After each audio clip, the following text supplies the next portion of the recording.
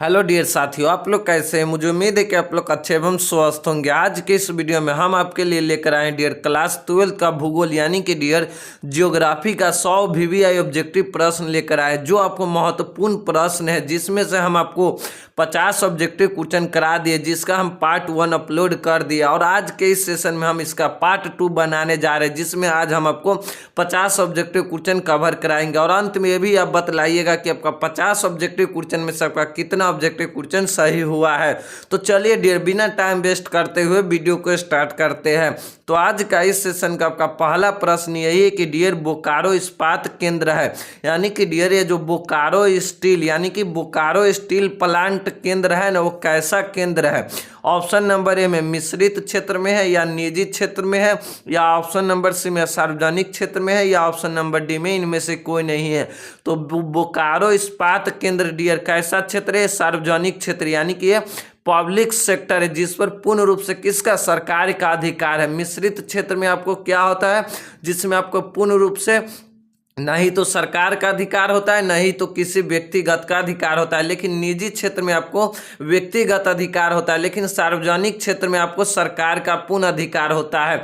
तो बोकारो इस्पात केंद्र यानी कि बोकारो जो स्टील प्लांट है, कैसा क्षेत्र है, सार्वजनिक क्षेत्र यानी कि पब्लिक सेक्टर है। इसको आपको याद रखना है डियर। बोकारो इस्पात केंद्र कहाँ पर स्थित है, झारखंड राज्य में। झारखंड राज्य में किस में डियर, झारखंड में है। इसको भी आपको याद रखना है। और इसकी स्थापना कब हुई थी डियर, 1964 में आपको इसकी स्थापना हुआ था। किसके मदद से, तो सोवियत संघ की मदद से इसकी स्थापना हुआ था। इन सभी पॉइंट को डियर आपको याद रखना है। बोकारो इस्पात संयंत्र किसके द्वारा चलाया जाता है डियर, तो steel authority of India limited के द्वारा आपको इसका चलाया जाता है डियर। बोकारो इस्पात केंद्र इसके द्वारा चलाया जाता है डियर।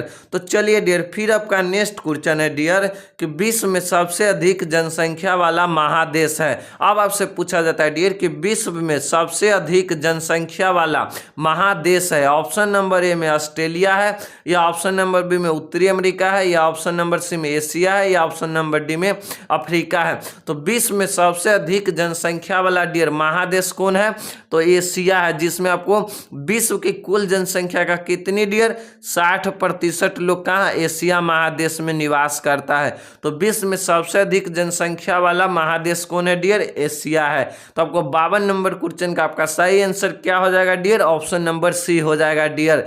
चलिए डियर, फिर आपका नेक्स्ट क्वेश्चन है कि विशालतम गंदी बस्ती धरावी अवस्थित है। अब आपसे पूछा जाता है डियर विशालतम यानी कि बहुत बड़ा गंदी बस्ती धरावी, जो धरावी मलिन बस्ती है ना, वो अवस्थित है। ऑप्शन नंबर ए में कोलकाता में है, या ऑप्शन नंबर बी में मुंबई में है, या ऑप्शन नंबर सी में है दिल्ली है, या ऑप्शन नंबर डी में डियर हैदराबाद में है। तो विशालतम गंदी बस्ती यानी कि धरावी मलिन बस्ती डियर भारत के कहाँ पर अवस्थित है डियर, मुंबई में। आपको सबसे मलिन धरावी मलिन बस्ती डियर कहाँ अवस्थित है, मुंबई में है। इसको आपको याद रखना है, कहाँ पर है, मुंबई में है डियर। इसको आपको याद रखना है, धरावी मलिन बस्ती कहाँ है, मुंबई में है। चलिए डियर, फिर आपका नेक्स्ट क्वेश्चन है कि नमामि गंगे कार्यक्रम किस नदी से संबंधित है। अब आपसे पूछा जाता है डियर ये जो नमामि गंगे कार्यक्रम है ना, किस नदी से संबंधित है।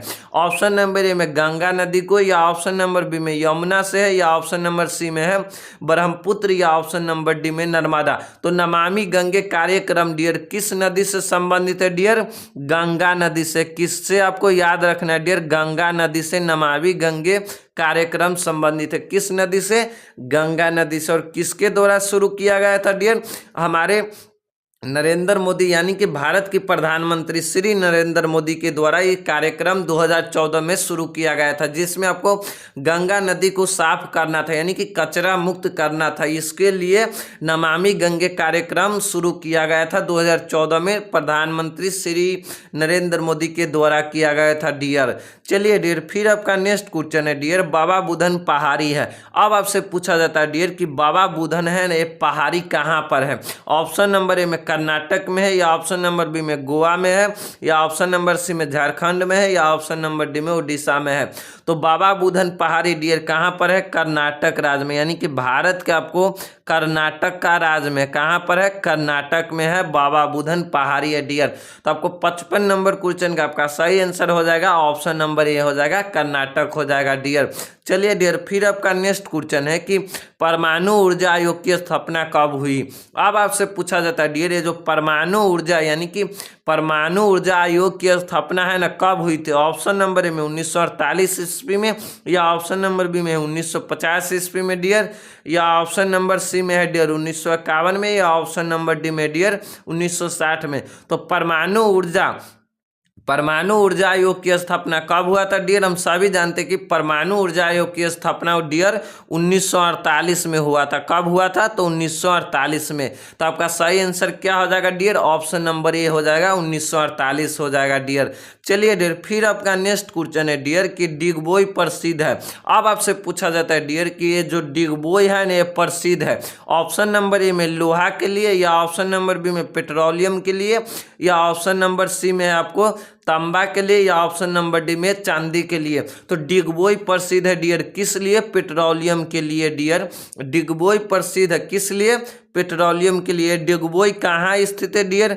असम में, यानी कि भारत के असम राज्य में आपको डिगबोई है। किस लिए है प्रसिद्ध? तो पेट्रोलियम के लिए प्रसिद्ध है डियर। तो आपको 57 नंबर क्वेश्चन का आपका सही आंसर क्या हो जाएगा डियर? ऑप्शन नंबर बी हो जाएगा, पेट्रोलियम के लिए डियर हो जाएगा। चलिए डियर, फिर आपका नेक्स्ट क्वेश्चन है कि रानीगंज और झारिया किस क्षेत्र के लिए प्रसिद्ध है।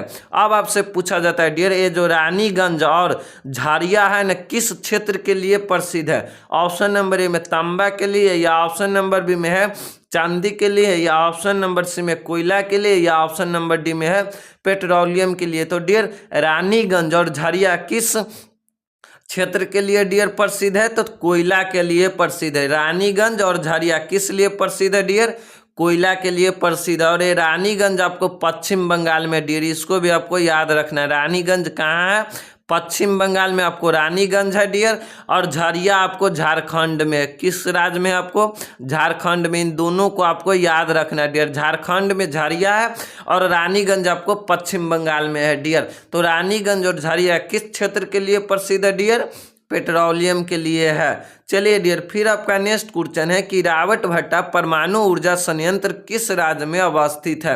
अब आपसे पूछा जाता है डियर, ये जो रावतभट्टा परमाणु ऊर्जा संयंत्र है ना, ये किस राज्य में अवस्थित यानी कि स्थित है? ऑप्शन नंबर ए में है डियर उत्तर प्रदेश, या ऑप्शन नंबर बी में आंध्र प्रदेश, या ऑप्शन नंबर सी में है डियर राजस्थान, या ऑप्शन नंबर डी में कर्नाटक। तो रावतभट्टा परमाणु ऊर्जा संयंत्र डियर भारत के किस राज्य में अवस्थित है डियर? आपको याद रखना है, रावतभट्टा परमाणु ऊर्जा संयंत्र डियर आपको राजस्थान में अवस्थित है। किस में है?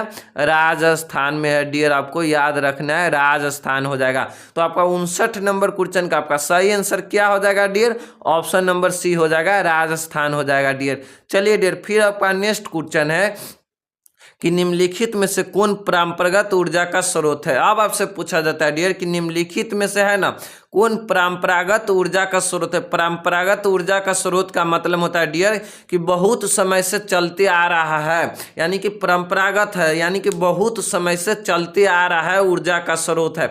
और गैर परंपरागत ऊर्जा स्रोत का मतलब होता है डियर वो कि यानी कि वर्तमान में उसका खोज किया गया हो या और वो अनलिमिटेड हो, यानी कि ये ऊर्जा का परंपरागत ऊर्जा स्रोत का मतलब होता है ऊर्जा का यानी कि परंपरागत ऊर्जा स्रोत क्या आपको लिमिट मात्रा में होता है। गैर परंपरागत ऊर्जा स्रोत होता है वो होता है आपको अनलिमिटेड मात्रा में होता है। लेकिन इसमें आपको पूछा जाता है कि निम्नलिखित में से कौन परंपरागत ऊर्जा का स्रोत है। ऑप्शन नंबर ए में कोयला है, या ऑप्शन नंबर बी में पेट्रोलियम है, या ऑप्शन नंबर सी में प्राकृतिक गैस है, या ऑप्शन नंबर डी में इनमें से सभी है। तो निम्नलिखित में से डियर कौन ऊर्जा का परंपरागत ऊर्जा स्रोत है डियर? कोयला भी है, पेट्रोलियम भी है, प्राकृतिक गैस भी है। तो आपका सही आंसर क्या हो जाएगा? ऑप्शन नंबर डी हो जाएगा, इनमें से सभी हो जाएगा डियर। चलिए डियर, फिर आपका नेक्स्ट क्वेश्चन है कि मुंबई हाई क्या है। अब आपसे पूछा जाता है डियर ये जो मुंबई हाई है ना क्या है। ऑप्शन नंबर ए है कोयला क्षेत्र है, या ऑप्शन नंबर बी में है पेट्रोलियम क्षेत्र है डियर, या ऑप्शन नंबर सी में तांबा क्षेत्र है, या ऑप्शन नंबर डी में अवरक क्षेत्र है। तो मुंबई हाई डियर किस लिए प्रसिद्ध है? तो पेट्रोलियम क्षेत्र के लिए प्रसिद्ध है। इसको आपको याद रखना है डियर, किस लिए है? पेट्रोलियम के लिए। किस लिए है? पेट्रोलियम क्षेत्र के लिए आपको मुंबई हाई प्रसिद्ध है डियर। तो आपको 61 नंबर क्वेश्चन का आपका सही आंसर क्या हो जाएगा डियर? ऑप्शन नंबर बी हो जाएगा, पेट्रोलियम क्षेत्र हो जाएगा डियर। चलिए डियर, फिर आपका नेक्स्ट क्वेश्चन है कि निम्नलिखित में से कौन एक स्वच्छंद उद्योग है? अब आपसे पूछा जाता है डियर कि निम्नलिखित में से है ना कौन एक स्वच्छंद यानी कि साफ सुथरा उद्योग है, यानी कि स्वच्छंद उद्योग का मतलब होता है साफ उद्योग है। ऑप्शन नंबर ए में इलेक्ट्रॉनिक उद्योग, या ऑप्शन नंबर बी में है सीमेंट उद्योग, या ऑप्शन नंबर सी में जहाज निर्माण उद्योग, या ऑप्शन नंबर डी में है कागज उद्योग। यानी कि डियर यहाँ पर आपसे पूछा जाता है यानी कि ऐसा कौन सा उद्योग है जो साफ यानी कि जिससे प्रदूषण कम फैलता है। तो इलेक्ट्रिक उद्योग और सीमेंट उद्योग और जहाज निर्माण उद्योग ये सब आपको प्रदूषण उद्योग के अंतर्गत आता है, लेकिन आपको जो कागज उद्योग है ना ये आपको स्वच्छंद उद्योग के अंतर्गत आता है। तो आपका 62 नंबर क्वेश्चन का डियर आपका सही आंसर क्या हो जाएगा? ऑप्शन नंबर डी हो जाएगा डियर। कौन सा स्वच्छंद उद्योग है डियर? तो कागज उद्योग है, ये आपको स्वच्छंद उद्योग है डियर। स्वच्छंद उद्योग है डियर। तो चलिए डियर, फिर आपका नेक्स्ट क्वेश्चन है डियर कि लोहा एवं इस्पात उद्योग है। अब आपसे पूछा जाता है कि लोहा एवं इस्पात का मतलब होता है डियर स्टील उद्योग है। ऑप्शन नंबर ए में है डियर आधारभूत उद्योग, या ऑप्शन नंबर बी में स्वच्छंद उद्योग, या ऑप्शन नंबर सी में है कुटीर उद्योग, या ऑप्शन नंबर डी में है छोटे पैमाने का उद्योग। तो लोहा एवं इस्पात उद्योग कैसा उद्योग है डियर? ये आपको आधारभूत उद्योग है, यानी कि ये सभी उद्योग का आवश्यकता को पूरा करता है। कौन सा उद्योग? लोहा एवं इस्पात यानी कि स्टील उद्योग, ये आपको आधारभूत उद्योग के अंतर्गत आता है डियर। तो आपको 63 नंबर क्वेश्चन का आपका सही आंसर हो जाएगा डियर, ऑप्शन नंबर ए हो जाएगा डियर। तो चलिए डियर, फिर आपका नेक्स्ट क्वेश्चन है कि निम्नलिखित में से कौन प्राथमिक क्रियाकलाप नहीं है। अब आपसे पूछा जाता है डियर कि कौन सा एक है ना जो क्रियाकलाप जो प्राथमिक क्रियाकलाप नहीं है। ऑप्शन नंबर ए में परिवहन, या ऑप्शन नंबर बी में कृषि, ऑप्शन नंबर बी में है डियर खनन, या ऑप्शन नंबर सी में है डियर कृषि, या ऑप्शन नंबर डी में आखेट। तो निम्नलिखित में से डियर कौन प्राथमिक क्रियाकलाप नहीं है? तो आपको परिवहन होगा, ये आपको प्राथमिक क्रियाकलाप नहीं है, आपको तृतीय क्रियाकलाप के अंतर्गत आता है। परिवहन और सेवा ये आपको मुख्य रूप से तृतीय क्रियाकलाप का उदाहरण है। खनन, कृषि, आखेट, पशुचारण, वानिकी ये सब आपको प्राथमिक क्रियाकलाप का उदाहरण है डियर, लेकिन आपको परिवहन आपको तृतीय क्रियाकलाप का उदाहरण है डियर। तो आपका सही आंसर क्या हो जाएगा डियर? ऑप्शन नंबर ए हो जाएगा, परिवहन हो जाएगा डियर। चलिए डियर, फिर आपका नेक्स्ट क्वेश्चन है कि भारत में 4 महानगरों को जोड़ने वाली सड़क यानी कि जोड़ने वाली सड़क है, यानी कि डियर भारत के डियर यहाँ पर आपको टाइपिंग मिस्टेक है। भारत के 4 महानगरों को जोड़ने वाली सड़क है। ऑप्शन नंबर ए में है सीमांत मार्ग, या ऑप्शन नंबर बी में है ट्रांस मेट्रो, या ऑप्शन नंबर सी में है एक्सप्रेसवे, या ऑप्शन नंबर डी में है स्वर्णिम चतुर्भुज मार्ग। तो भारत के 4 महानगरों को डियर जोड़ने वाली सड़क है। कौन सा सड़क है डियर?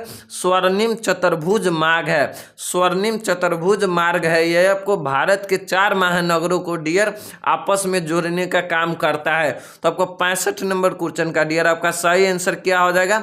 ऑप्शन नंबर डी हो जाएगा, स्वर्णिम चतुर्भुज मार्ग हो जाएगा डियर। चलिए डियर, फिर आपका नेक्स्ट क्वेश्चन है कि भारतीय रेल की शुरुआत हुई। अब आपसे पूछा जाता है डियर कि हमारे भारतीय रेल का न शुरुआत कब हुई, यानी कि भारतीय रेल की शुरुआत कब हुई। ऑप्शन नंबर ए में डियर 1853 में, या ऑप्शन नंबर बी में है 1753 में डियर, या ऑप्शन नंबर सी में है 1863 में, या ऑप्शन नंबर डी में डियर 1760 में। तो भारतीय रेल की डियर शुरुआत कब हुई थी? तो 1853 ईस्वी में आपको भारतीय रेल की शुरुआत हुई थी। तो आपका सही आंसर क्या हो जाएगा डियर? ऑप्शन नंबर ए हो जाएगा, 1853 हो जाएगा डियर। चलिए डियर, फिर आपका नेक्स्ट क्वेश्चन है कि भारत का सबसे लंबा राष्ट्रीय जल मार्ग कौन है। अब आपसे पूछा जाता है डियर कि इंडिया का ना सबसे लंबा यानी कि सबसे लंबा राष्ट्रीय जल मार्ग कौन सा है। ऑप्शन नंबर ए में है राष्ट्रीय जल मार्ग संख्या यानी कि 1, या ऑप्शन नंबर बी में है राष्ट्रीय जल मार्ग संख्या 2, या ऑप्शन नंबर सी में है राष्ट्रीय जल मार्ग संख्या 3, या ऑप्शन नंबर डी में है राष्ट्रीय जल मार्ग संख्या 4। तो भारत का सबसे लंबा राष्ट्रीय जल मार्ग कौन है डियर, तो राष्ट्रीय जल मार्ग संख्या 1 है, भारत का सबसे लंबा राष्ट्रीय जल मार्ग है। तो आपको 67 नंबर क्वेश्चन का आपका सही आंसर क्या हो जाएगा डियर, ऑप्शन नंबर ए हो जाएगा डियर। तो चलिए डियर फिर आपका नेक्स्ट क्वेश्चन है डियर कि वेस्ट सेंट्रल रेल मंडल का मुख्यालय कहाँ है। अब आपसे पूछा जाता है डियर कि वेस्ट सेंट्रल रेल मंडल का मुख्यालय है ना कहाँ है। ऑप्शन नंबर ए में हाजीपुर में है, या ऑप्शन नंबर बी में है जबलपुर, या ऑप्शन नंबर सी में चेन्नई है, या ऑप्शन नंबर डी में गांधीनगर है। तो वेस्ट सेंट्रल रेल मंडल का मुख्यालय डियर कहाँ है, जबलपुर में है। कहाँ है इसको आपको याद रखना है, जबलपुर में आपको वेस्ट सेंट्रल रेल मंडल का मुख्यालय कहाँ पर स्थित है, जबलपुर है। तो आपका सही आंसर क्या हो जाएगा डियर, ऑप्शन नंबर बी हो जाएगा डियर। चलिए डियर फिर आपका नेक्स्ट क्वेश्चन है कि राष्ट्रीय राजमार्ग 44 जोड़ता है। अब आपसे पूछा जाता है डियर ये जो राष्ट्रीय राजमार्ग है ना 44 जोड़ता है, किससे किस सड़क को न किससे जोड़ता है, यानी कि डियर किस नगर को किस नगर से जोड़ता है। ऑप्शन नंबर ए में है डियर श्रीनगर से कन्याकुमारी को, या ऑप्शन नंबर बी में है सिरचर से पोरबंदर को, या ऑप्शन नंबर सी में है डियर पटना से रांची को, या ऑप्शन नंबर डी में है कोलकाता से दिल्ली को। तो राष्ट्रीय राजमार्ग 44 जोड़ता है किसको डियर, तो श्रीनगर को डियर कन्याकुमारी से आपको राष्ट्रीय राजमार्ग 44 जोड़ता है। किससे, श्रीनगर से कन्याकुमारी को कौन जोड़ता है डियर, राष्ट्रीय राजमार्ग 44 आपको जोड़ता है। तो आपका 59 नंबर क्वेश्चन का आपका सही आंसर क्या हो जाएगा डियर, तो ऑप्शन नंबर ए हो जाएगा डियर। अगर वीडियो अच्छा लग रहा हो डियर तो आप चैनल को जरूर सब्सक्राइब कीजिएगा और बेल आइकन को दबाना नहीं भूलिएगा डियर। तो चलिए डियर फिर आपका नेक्स्ट क्वेश्चन है डियर नीरू मीरू संबंधित है। अब आपसे पूछा जाता है डियर ये जो नीरू मीरू जो प्रोग्राम है ना ये संबंधित है, किससे संबंधित है। ऑप्शन नंबर ए में है जल संभर प्रबंधन से, या ऑप्शन नंबर बी में सिंचाई प्रबंधन से, या ऑप्शन नंबर सी में है प्रदूषण प्रबंधन से, या ऑप्शन नंबर डी में है पर्यावरण प्रदूषण से। तो नीरू मीरू संबंधित है डियर किससे है, तो जल संभर प्रबंधन से है। तो आपको 70 नंबर क्वेश्चन का आपका सही आंसर क्या हो जाएगा डियर, ऑप्शन नंबर ए हो जाएगा जल संभर प्रबंधन से है डियर। चलिए डियर फिर आपका नेक्स्ट क्वेश्चन है कि निम्न में से कौन सोयाबीन उत्पादन में अग्रणी राज्य है, यानी कि अब आपसे पूछा जाता है डियर कि निम्न राज्यों में से न कौन सोयाबीन उत्पादन में है ना अग्रणी यानी कि सबसे आगे राज्य है। ऑप्शन नंबर ए में मध्य प्रदेश, या ऑप्शन नंबर बी में आपको उत्तर प्रदेश, या ऑप्शन नंबर सी में है आपको गोवा, या ऑप्शन नंबर डी में है डियर बिहार। तो निम्नलिखित में से कौन सोयाबीन उत्पादन में डियर अग्रणी राज्य है, तो सोयाबीन उत्पादन में डियर सबसे अग्रणी राज्य कौन है, मध्य प्रदेश आपको सबसे अग्रणी राज्य यानी कि सबसे ज्यादा सोयाबीन उत्पादन करता है। और भारत में सबसे ज्यादा गेहूं कौन उत्पादन करता है डियर, तो उत्तर प्रदेश। और लीची और मखान कौन उत्पादन करता है, यानी कि कौन सा राज्य लीची और मखान उत्पादन में अग्रणी राज्य है, तो बिहार, इसको आपको याद रखना है। और गेहूं उत्पादन में सबसे ज्यादा अग्रणी राज्य कौन है डियर, उत्तर प्रदेश है डियर। इन सभी पॉइंट को आपको याद रखना है। सोयाबीन उत्पादन में अग्रणी राज्य कौन है डियर, मध्य प्रदेश है। तो 61 नंबर क्वेश्चन का आपका सही आंसर क्या हो जाएगा, ऑप्शन नंबर ए हो जाएगा डियर। चलिए डियर फिर आपका नेक्स्ट क्वेश्चन है कि हरित क्रांति संबंधित है। अब आपसे पूछा जाता है डियर ये जो हरित क्रांति है ना संबंधित है ऑप्शन नंबर ए में खदान उत्पादन से, या ऑप्शन नंबर बी में दूध उत्पादन से, या ऑप्शन नंबर सी में है दाल उत्पादन से, या ऑप्शन नंबर डी में इनमें से कोई नहीं। तो हरित क्रांति संबंधित है डियर किससे संबंधित है, आपको याद रखना है डियर हरित क्रांति किससे संबंधित है, खदान उत्पादन से संबंधित। और इसकी शुरुआत कब किया गया था डियर हरित क्रांति का, 1960 के दशक में। कब हुआ था, तो 1960 के दशक में हरित क्रांति का शुरुआत किया गया था। और हरित क्रांति संबंधित है किससे संबंधित है डियर, खदान उत्पादन से संबंधित है डियर। इन सभी पॉइंट को आपको याद रखना है डियर। चलिए डियर फिर आपका नेक्स्ट क्वेश्चन है कि भारत में चावल का सबसे बड़ा उत्पादक राज्य कौन सा है। अब आपसे पूछा जाता है डियर कि भारत में है ना चावल उत्पादन में सबसे बड़ा राज्य यानी कि सबसे बड़ा राज्य अग्रणी राज्य कौन है? ऑप्शन नंबर ए में बिहार, या ऑप्शन नंबर बी में है उड़ीसा, या ऑप्शन नंबर सी में है आपको डियर पश्चिम बंगाल, या ऑप्शन नंबर डी में आंध्र प्रदेश। तो भारत में डियर भारत में न चावल का सबसे बड़ा उत्पादक राज्य कौन है? पश्चिम बंगाल। आपको चावल का सबसे बड़ा उत्पादक राज्य कौन है डियर? पश्चिम बंगाल। इसको आपको याद रखना है।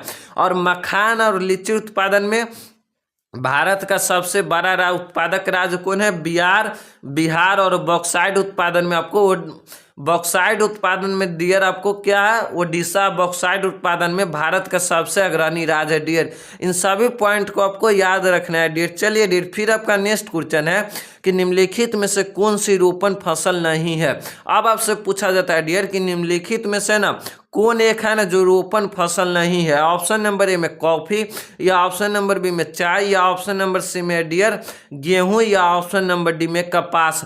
तो कौन सा डियर रोपण फसल नहीं है? तो ये आपको गेहूं हो गया। ये आपको डियर रोपण फसल नहीं है। गेहूं कौन सा फसल है डियर? रबी फसल के अंतर्गत आपको गेहूं आता है। और कॉफी, चाय, कपास, जूट, गन्ना, ईख, ये सब आपको रोपण फसल के अंतर्गत आता है। लेकिन ये जो गेहूं है ये आपको रबी फसल के अंतर्गत आता है। तो आपको 64 नंबर क्वेश्चन का आपका सही आंसर क्या हो जाएगा डियर?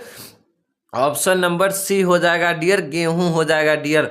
चलिए डियर, फिर आपका नेक्स्ट क्वेश्चन है कि चॉकलेट में कौन सा पदार्थ उपयोग होता है? यानी कि डियर जो हम लोग चॉकलेट खाते हैं ना उसमें कौन सा पदार्थ है ना उपयोग होता है? ऑप्शन नंबर ए में कहवा, या ऑप्शन नंबर बी में है डियर कोको, या ऑप्शन नंबर सी में है गाना, या ऑप्शन नंबर डी में चुकंदर। तो चॉकलेट में डियर कौन सा पदार्थ उपयोग होता है डियर? कोको है ना, ये आपको चॉकलेट में पदार्थ यानी कि चॉकलेट में उपयोग होता है। कौन सा पदार्थ? तो कोको होता है। यानी कि 75 नंबर क्वेश्चन का आपका सही आंसर क्या हो जाएगा डियर? ऑप्शन नंबर बी हो जाएगा, कोको हो जाएगा डियर। चलिए डियर, फिर आपका नेक्स्ट क्वेश्चन है डियर कि भारत में गेहूं उत्पादन में अग्रणी राज्य है।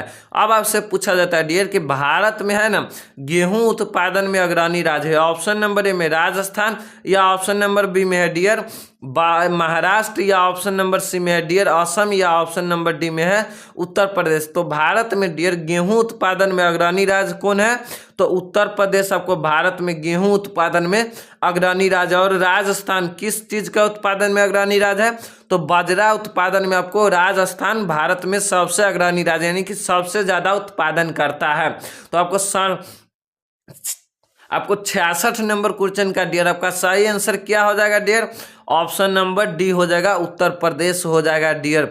चलिए डियर, फिर आपका नेक्स्ट क्वेश्चन है कि कौन आयु वर्ग कार्यशील जनसंख्या का प्रतिनिधित्व करता है? यानी कि डियर कौन सा एक है ना जो आयु वर्ग यानी कि हम सभी जानते हैं यानी डियर जनसंख्या संगठन में हम आपको जनसंख्या के आयु वर्ग के आधार पर भी जनसंख्या को अलग अलग बांटकर उसका अध्ययन करते हैं। तो उसी में से आपका एक प्रश्न है डियर कि कौन आयु वर्ग है ना कार्यशील जनसंख्या यानी कि कार्य करता है, यानी कि वो निश्चित समय तक कार्य करता है यानी कि वो काम करता है। तो कार्यशील जनसंख्या का प्रतिनिधित्व करता है। ऑप्शन नंबर ए में 0 से 14 वर्ष का, या ऑप्शन नंबर बी में डियर 60 से अधिक वर्ष का, या ऑप्शन नंबर सी में डियर 15 से 59 वर्ष, या ऑप्शन नंबर डी में इनमें से कोई नहीं। तो कौन आयु वर्ग कार्यशील जनसंख्या का प्रतिनिधित्व करता है डियर? तो 15 से 59 वर्ष की जनसंख्या ये आपको कार्यशील जनसंख्या का प्रतिनिधित्व करता है। ये आपको 0 से 14 वर्ग का जनसंख्या आपको बाल वर्ग का प्रतिनिधित्व करता है, और 60 वर्ष से अधिक की जनसंख्या आपको वृद्ध वर्ग जनसंख्या का प्रतिनिधित्व करता है डियर। तो आपको 67 नंबर क्वेश्चन का डियर आपका सही आंसर क्या हो जाएगा? ऑप्शन नंबर सी हो जाएगा, 15 से 59 वर्ष हो जाएगा डियर। चलिए डियर, फिर आपका नेक्स्ट क्वेश्चन है कि निम्नलिखित में से कौन एक देश उत्तम किस्म की कपास का प्रमुख उत्पादक देश नहीं है? अब आपसे पूछा जाता है डियर कि निम्नलिखित में से कौन एक देश है ना जो उत्तम किस्म यानी कि सबसे अच्छा किस्म की न कपास का प्रमुख उत्पादक देश नहीं है? ऑप्शन नंबर ए में है जापान, या ऑप्शन नंबर बी में है भारत, या ऑप्शन नंबर सी में है डियर चीन, या ऑप्शन नंबर डी में है पाकिस्तान। तो निम्नलिखित में से कौन एक देश उत्तम किस्म की कपास के उत्पादक का प्रमुख देश नहीं है डियर? तो जापान आपको उत्तम किस्म की कपास के उत्पादक देशों में से एक नहीं है। लेकिन भारत, चीन, पाकिस्तान ये आपको उत्तम किस्म की कपास का ना उत्पादक करता है, लेकिन ये आपको जापान नहीं करता है। तो आपका सही आंसर क्या हो जाएगा डियर? जापान हो जाएगा। क्या हो जाएगा? जापान। इसको आपको याद रख लेना है डियर। जापान आपको उत्तम किस्म की कपास का उत्पादक देश नहीं है डियर। चलिए डियर, फिर आपका नेक्स्ट क्वेश्चन है डियर, हथकरघा उद्योग है, यानी कि अब आपसे पूछा जाता है डियर, ये जो हथकरघा उद्योग है ना, एक कैसा उद्योग के अंतर्गत आता है? यानी कि ऑप्शन नंबर ए में है आधारभूत उद्योग है, या ऑप्शन नंबर बी में है कुटीर उद्योग है, या ऑप्शन नंबर सी में डियर स्वच्छंद उद्योग है, या ऑप्शन नंबर डी में है इनमें से कोई नहीं। तो हथकरघा उद्योग डियर कैसा उद्योग है? यानी कि एक कुटीर उद्योग है, यानी कि ये छोटे पैमाने का उद्योग है, जिसमें हम लोग ग्रामीण क्षेत्र में रोजगार की अवसर बहुत मात्रा में प्रदान होता है, जिसमें महिला लोग बहुत काम करता है। ये आपको कुटीर उद्योग के अंतर्गत आता है डियर। तो चलिए डियर, फिर आपका नेक्स्ट क्वेश्चन है डियर कि शिक्षा एवं सूचना क्रियाकलाप है। अब आपसे पूछा जाता है डियर कि ये शिक्षा एवं सूचना है ना, एक क्रियाकलाप है, किसके अंतर्गत है? ऑप्शन नंबर ए में प्राथमिक है, या ऑप्शन नंबर बी में द्वितीय का है, या ऑप्शन नंबर सी में तृतीय का है, या ऑप्शन नंबर डी में चतुर्थ का है। तो शिक्षा एवं सूचना क्रियाकलाप किसका उदाहरण है डियर? तृतीय क्रियाकलाप का उदाहरण है। तो आपको 80 नंबर क्वेश्चन का आपका सही आंसर क्या हो जाएगा डियर? ऑप्शन नंबर सी हो जाएगा, तृतीयक हो जाएगा डियर। तो चलिए डियर, फिर आपका नेक्स्ट क्वेश्चन है डियर कि पनामा नहर जोड़ती है। अब आपसे पूछा जाता है डियर, पनामा नहर जोड़ती है, यानी कि किसको किससे जोड़ती है? ऑप्शन नंबर ए में कैरिबियन सागर को मैक्सिको की खाड़ी से, या ऑप्शन नंबर बी में है प्रशांत महासागर को अटलांटिक महासागर से, या ऑप्शन नंबर सी में है भूमध्य सागर को लाल सागर को, या ऑप्शन नंबर डी में इनमें से कोई नहीं डियर। तो पनामा नहर जोड़ती है किससे किससे जोड़ती है? तो प्रशांत महासागर को अटलांटिक महासागर से जोड़ती है। लेकिन सुएज नहर किसको जोड़ती है? तो भूमध्य सागर को लाल सागर से आपको सुएज नहर जोड़ती है। और पनामा नहर किसको जोड़ती है? तो प्रशांत महासागर को अटलांटिक महासागर से जोड़ती है। तो आपका सही आंसर डियर हो जाएगा, ऑप्शन नंबर बी हो जाएगा डियर। तो चलिए डियर, फिर आपका नेक्स्ट क्वेश्चन है कि विश्व व्यापार संगठन यानी कि W2 यानी कि वर्ल्ड ट्रेड ऑर्गेनाइजेशन की स्थापना कब हुई? ऑप्शन नंबर ए में है 1848 में, या ऑप्शन नंबर बी में है डियर 1955 में, या ऑप्शन नंबर सी में है 2000 में, या ऑप्शन नंबर डी में है 2005 में। तो विश्व व्यापार संगठन की डियर स्थापना कब हुआ था? 1995 ईस्वी में इसकी स्थापना हुआ था।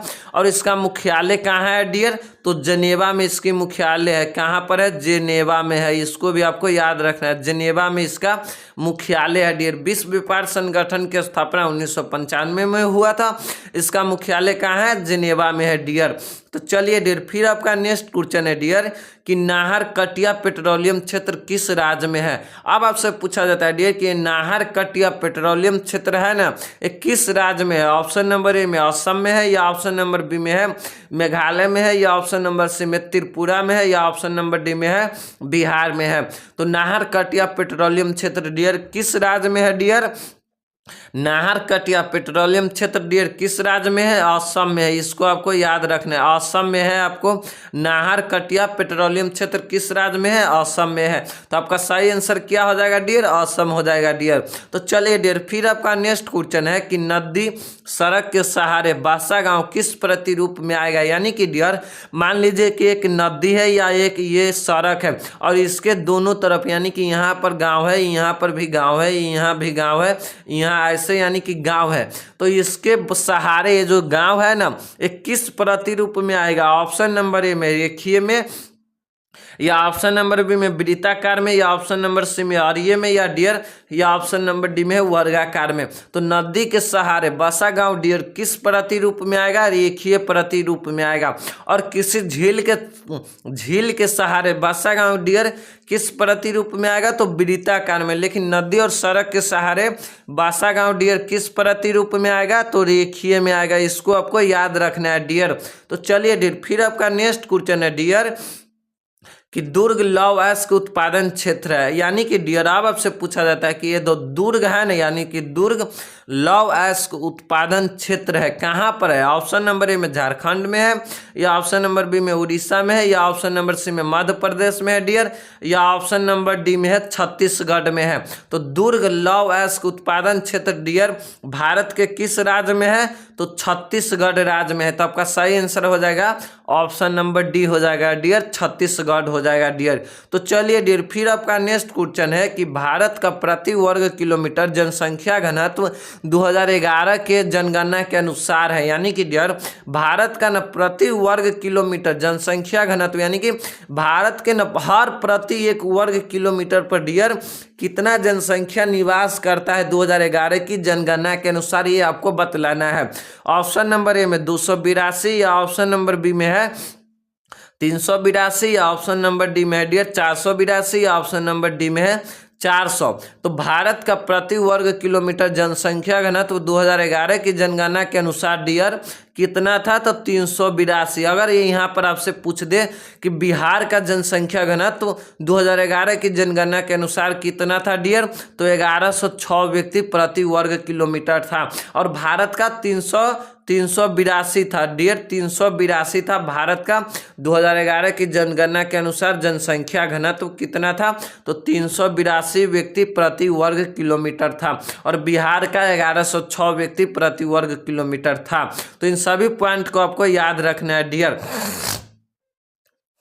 चलिए डियर फिर आपका नेक्स्ट क्वेश्चन है कि भारत में पूर्ण जनगणना पहली बार कब हुई? यानी कि अब आपसे पूछा जाता है डियर कि भारत में है ना पूर्ण जनगणना, यानी कि पूरी तरह से जनगणना कब हुई पहली बार? ऑप्शन नंबर ए में 1881 में, या ऑप्शन नंबर बी में 1981 में, या ऑप्शन नंबर सी में है 1781 में, या ऑप्शन नंबर डी में 1972 में। तो भारत में पूर्ण जनगणना डियर पहली बार कब हुई थी? तो 1881 ईस्वी में आपको भारत में पूर्ण जनगणना पहली बार हुई थी। कब? 1881 में। तो आपका सही आंसर हो जाएगा ऑप्शन नंबर ए हो जाएगा डियर।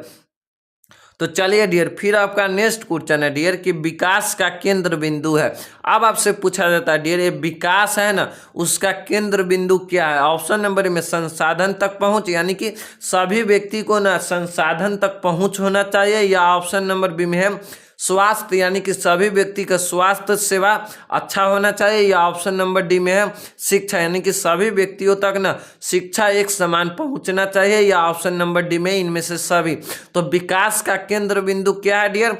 संसाधनों तक पहुंच भी होना चाहिए, सभी का स्वास्थ्य अच्छा भी होना चाहिए, सभी पढ़े लिखे यानी कि सभी को एक समान शिक्षा भी प्राप्त होने का अधिकार हो। तो इन तीनों विकास का केंद्र बिंदु है। तो आपका सही आंसर क्या हो जाएगा? ऑप्शन नंबर डी हो जाएगा, इनमें से सभी हो जाएगा डियर।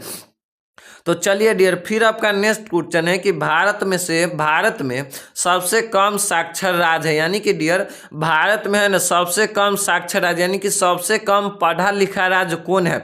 ऑप्शन नंबर ए में बिहार, या ऑप्शन नंबर बी में झारखंड, या ऑप्शन नंबर सी में है राजस्थान, या ऑप्शन नंबर डी में है केरल। तो भारत में सबसे कम साक्षर राज्य कौन है डियर? बिहार आपको भारत में सबसे कम साक्षर राज्य है। और यहीं पर आपसे पूछ देगा कि भारत में सबसे ज्यादा साक्षर राज्य कौन है डियर? तो केरल आपको भारत में सबसे ज्यादा साक्षर राज्य और सबसे कम है बिहार, इसको आपको याद रखना है। तो आपका सही आंसर हो जाएगा ऑप्शन नंबर ए हो जाएगा डियर, बिहार हो जाएगा। चलिए डियर फिर आपका नेक्स्ट क्वेश्चन है कि निम्न में से कौन प्राचीन नगर, यानी कि डियर निम्न में से है ना कौन सा एक नगर, प्राचीन का मतलब होता है कि यानी कि कौन सा नगर पुराना नगर है? ऑप्शन नंबर ए में भोपाल, या ऑप्शन नंबर बी में गंगा नगर, या ऑप्शन नंबर सी में है डियर पटना, या ऑप्शन नंबर डी में है जमशेदपुर। तो डियर प्राचीन नगर कौन सा है डियर? पटना, ये आपको प्राचीन नगर है, इसको आपको याद रखना है। तो 90 नंबर क्वेश्चन का आपका सही आंसर हो जाएगा ऑप्शन नंबर सी हो जाएगा, पटना हो जाएगा डियर। चलिए डियर फिर आपका नेक्स्ट क्वेश्चन है कि खेतरी में क्या है? अब आपसे पूछा जाता है डियर ये जो खेतरी है ना उसमें क्या है? ऑप्शन नंबर ए में तांबे खान है, या ऑप्शन नंबर बी में है कोयला खान, या ऑप्शन नंबर सी में बॉक्साइड खान, या ऑप्शन नंबर डी में है लव एस खान। तो डियर बॉक्साइड यानी कि डियर खेतरी में क्या है डियर? तो तांबे खान है, इसको आपको याद रखना है। खेतरी में क्या है? तो तांबे खान कहाँ पर है? यानी कि सबसे ज्यादा पाया जाता है आपको तांबा कहाँ पर, खेतड़ी में पाया जाता है। तो आपका सही आंसर क्या हो जाएगा डियर, ऑप्शन नंबर ए हो जाएगा, तांबे खान हो जाएगा डियर। चलिए डियर, फिर आपका नेक्स्ट क्वेश्चन है कि अंकलेश्वर क्षेत्र है, यानी कि डियर ये जो अंकलेश्वर क्षेत्र है ना किस राज्य में स्थित है। ऑप्शन नंबर ए में है असम में, या ऑप्शन नंबर बी में राजस्थान में, या ऑप्शन नंबर सी में आंध्र प्रदेश में, या ऑप्शन नंबर डी में गुजरात में। तो अंकलेश्वर क्षेत्र डियर भारत के किस राज्य में है, गुजरात राज्य में आपको अंकलेश्वर क्षेत्र किस राज्य में है डियर, गुजरात राज्य में है। आपको अंकलेश्वर क्षेत्र किस राज्य के अंतर्गत आता है, तो गुजरात राज्य के अंतर्गत आता है।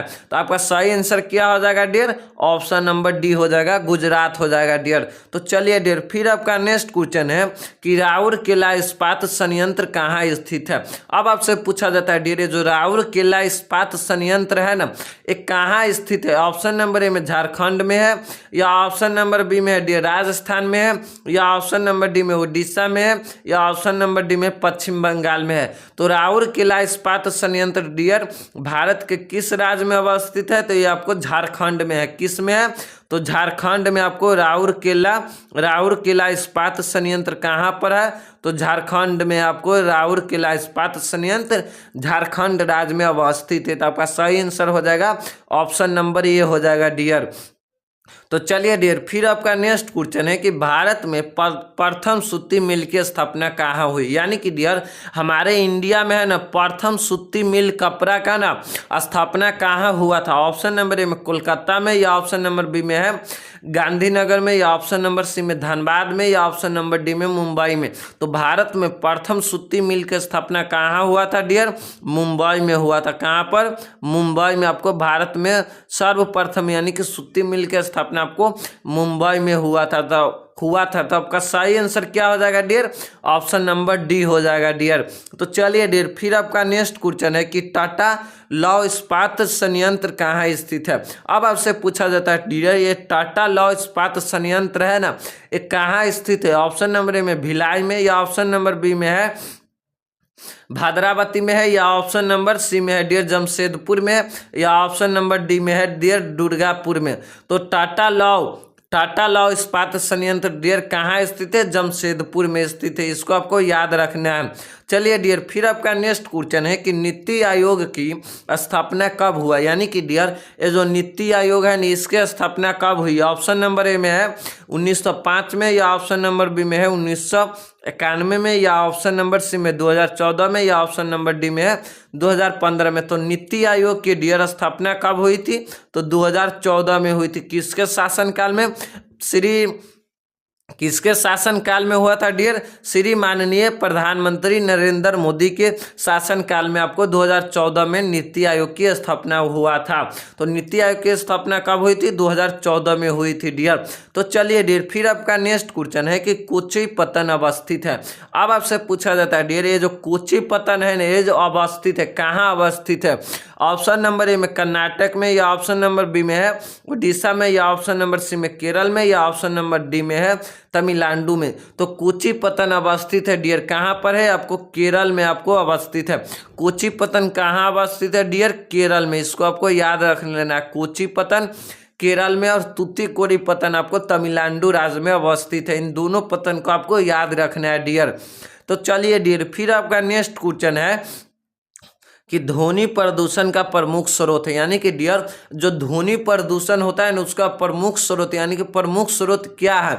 ऑप्शन नंबर ए में मोटर वाहन, या ऑप्शन नंबर बी में उद्योग, या ऑप्शन नंबर सी में डियर लाउड स्पीकर, या ऑप्शन नंबर डी में उपयुक्त सभी। तो ध्वनि प्रदूषण का डियर प्रमुख स्रोत क्या है, मोटर वाहन। यानी कि जब हम लोग गाड़ी चलाते हैं उससे भी ध्वनि प्रदूषण होता है, उद्योग से भी ध्वनि प्रदूषण होता है, और लाउड स्पीकर यानी कि डीजे या स्पीकर से भी ध्वनि प्रदूषण होता है। तो आपका सही आंसर हो जाएगा डियर ऑप्शन नंबर डी हो जाएगा, उपयुक्त सभी हो जाएगा। तो आपका सही आंसर क्या हो जाएगा डियर, ऑप्शन नंबर डी हो जाएगा, उपयुक्त सभी हो जाएगा डियर। तो चलिए डियर, फिर आपका नेक्स्ट क्वेश्चन है कि औद्योगिकीकरण में से कौन सा प्रदूषण होता है, यानी कि डियर औद्योगिकीकरण से ना कौन सा प्रदूषण होता है। ऑप्शन नंबर ए में जल प्रदूषण, या ऑप्शन नंबर बी में है वायु प्रदूषण, या ऑप्शन नंबर सी में ध्वनि प्रदूषण, या ऑप्शन नंबर डी में इनमें से सभी। तो औद्योगिकीकरण से डियर कौन सा प्रदूषण होता है, जल प्रदूषण भी होता है, वायु प्रदूषण भी होता है, और ध्वनि प्रदूषण भी होता है। तो आपका सही आंसर क्या हो जाएगा, ऑप्शन नंबर डी हो जाएगा, इनमें से सभी हो जाएगा डियर।